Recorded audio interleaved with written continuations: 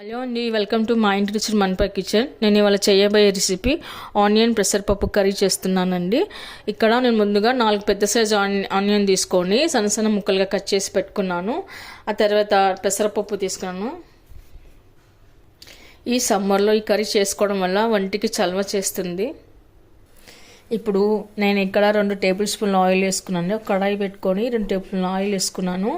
అందులో మినపగుళ్ళు కూడా వేసుకుందాము. ఆ తర్వాత కొద్దిగా జీలకర్ర కూడా వేసుకుందాము. ఆ తర్వాత సన్నగా కట్ చేసి పెట్టుకున్న ఆనియన్ ముక్కలు కూడా వేసుకుందాము. ఆ తర్వాత ఆనియన్లో ఉన్న పచ్చివాసన పోయే వరకు బాగా కలుపుకొని పెట్టుకుందాము. తర్వాత ఇప్పుడు కొద్దిగా కరివేపాకు వేసుకుందాము. తర్వాత ఇప్పుడు కొద్దిగా పసుపు వేసుకుందాము. ఇప్పుడు కొద్దిగా సాల్ట్ కూడా వేసుకుందాము. ఆ తర్వాత ఇప్పుడు కచ్చపచ్చగా దంచి పెట్టుకున్న 4 వెల్లుల్లి రెబ్బలు కూడా వేసుకుందాము.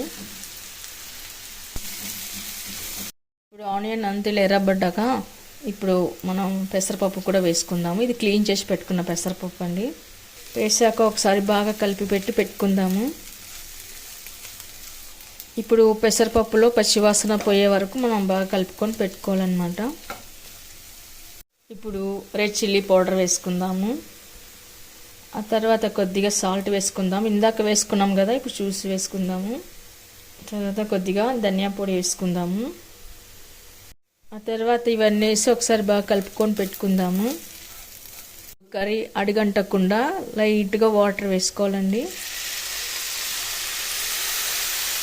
అండ్ కర్రీ అయితే రెడీ అయిపోయింది. ఇప్పుడు కొత్తిమీర వేసి గార్నిష్ చేసుకుందాము. ఇప్పుడు సర్వింగ్ బౌల్లోకి తీసుకుందాము.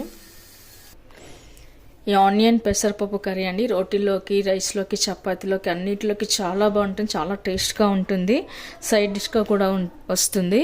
మీరు కూడా ట్రై చేయండి. మీకు ఎలా కుదిరిందో కామెంట్స్లో పెట్టండి. లైక్ చేయండి, షేర్ చేయండి. Thank you for watching.